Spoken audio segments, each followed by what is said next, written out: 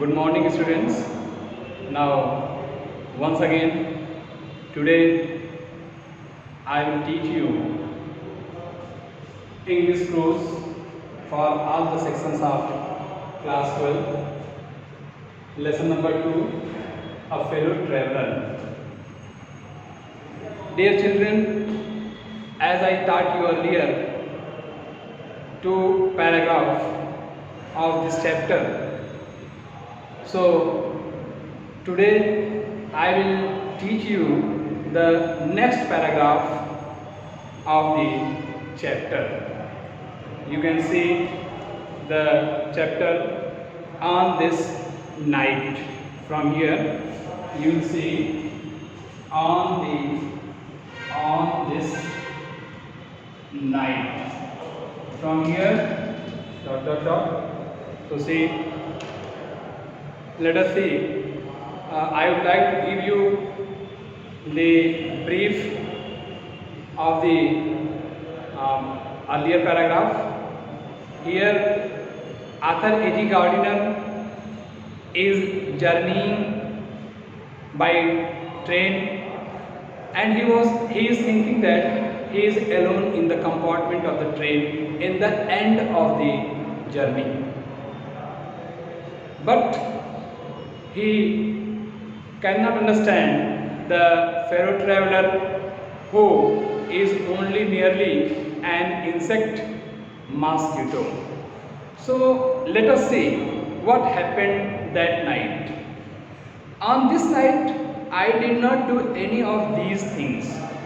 So whatever the author was thinking for doing so many activities in the compartment of the train, but ultimately he couldn't do anything, any mischievous activity in the compartment of the train while he was alone there. So he says on that night he do nothing. They did not happen to occur to me. It means to say that he does not want to do such a type of mischievous activity. What I did was much more ordinary. So he says what he had done, that was only a very simple and ordinary matter. When the last of my fellow traveler passengers had gone, I put down my paper, stretched my arms and my legs, stood up and looked out of the window on the calm summer night through which I was journeying. So he says that night he only stood up from his seat and he stretched his arm and legs, and then he reached just by the side of the window and saw outside of the window in a calm summer night.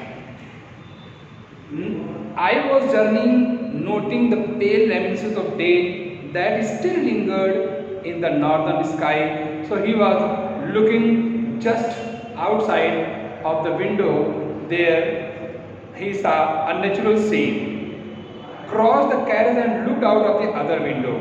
Then he crossed the side of the carriage, and then he reached near the other window and saw outside. Lit a cigarette, sat down and began to read again. Then he lit a cigarette, he started smoking and sat down again. He started reading the newspaper. It was then that I became aware of fellow traveler.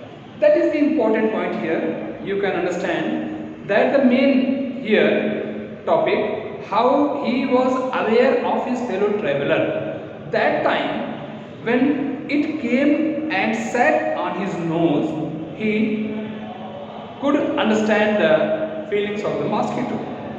He was one of those wingy, nippy, tripped insects that we call vaguely mosquito. It means to say that he was mosquito. I flicked him off my nose and he made a tour of the compartment. So author says that he flicked from his nose and then the mosquito turned all around the compartment, corner of the compartment, and investigated at its three dimensions. In all three dimensions, he watched carefully. The mosquito watched carefully, visited each window. He went to each window, fluttered around the light, and he fluttered all around the light of the compartment. Then decided that there was nothing so interesting as that large animal in the corner came and had a look at the neck. Then he decided that that person was an interesting person. So he reached near the person, he reached near me and once again looked at my neck. I flicked him off again. So author says, once again he flicked the mosquito off from his neck. He skipped away, took another jaunt round the compartment. Then he went second round in the compartment, returned and seated himself impudently on the back of my hand. And ultimately, the author realized that he is very uncivilized creature. He again came there and sat on his back of the hand of the author. It's enough. Author thought himself, it's enough. He had crossed the limit. I said, magnanimity has its limit. So simplicity, magnanimity has its limit. And he had crossed the limit. Twice you have been warned that I am someone in particular, that my august person resent the tickling impertinence of strangers.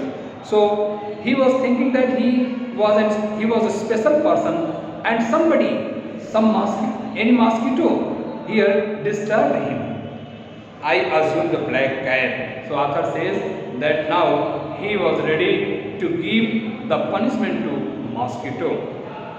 I condemned you to death. Now he decided that he will give him the punishment of death. Justice demanded. Now he had become himself just justice, and now says that justice demands it and the court awards it. Now he wanted to give the death. The count against you are many. Now he is telling us about the charges of the mosquito. You are a vagrant, you are public nuisance, you are traveling without a ticket. So there are so many charges against the mosquito. You have no meat coupon, you have no coupon, so why are you traveling in the train? That is another reason. For these and many other misdemeanors, you are about to die. So for all these situations, for all these problems, you are about to die. I struck a swift lethal blow with my right hand. Now the author says that he blew hardly with his right hand. He dodged the attack with an insolent ease that humiliated me. But the mosquito easily flicked off from there. My personal vanity was aroused. Now his personal feelings was now he has felt very disturbed that time, insulted that time. I lunged at him with my hand with my paper. So the author pursued him just before the mosquito, and with his paper I jumped on the seat and had alighted. I jumped on the seat and pursued him round the lamp. So he followed the mosquito just round the lamp. I adopted tactics of feline cunning. He was just silently stood there for the mosquito, waiting till he had alighted, and now he waited there as he alighted, approaching with a horrible swiftness, striking with a sudden and terrible swiftness, and when he alighted on the lamp, he blew a swift lethal on the mosquito. So, dear students, you can see the author says, author का लेखक कहते हैं कि उस रात मैंने कुछ भी नहीं किया, यद्यपि मेरे दिमाग में तमाम तरह की स्वाधीनता स्वतंत्रता चल रहा था। मैं ट्रेन में बिल्कुल अकेला था, मैं चाहे कुछ भी कर सकता था, किंतु मैंने ऐसा कुछ नहीं किया, और मैंने जो कुछ किया वो बहुत सामान्य सा किया। जब मेरा लास्ट पैसेंजर ट्रेन से उतर गया तो उसके पश्चात मैंने जो पेपर मेरे हाथ में न्यूज़पेपर था उसको मैंने वहाँ नीचे रखा, खड़ा हुआ, अपने हाथों को फैलाया, पैर को फैलाया और फिर खिड़की के पास जा कर के बाहर देखने लगा। बाहर का वास्तव में बाहर का दृश्य बड़ा ही सुंदर सुहावना था। उसके पश्चात मैं डिब्बे को क्रॉस करके दूसरी तरफ आया, मैं डिब्बे के अंदर ही दूसरी खिड़की के पास आया, एक सिगरेट जलाई और फिर वहीं बैठ करके सीट पर पढ़ने लगा, न्यूज़पेपर पढ़ने लगा।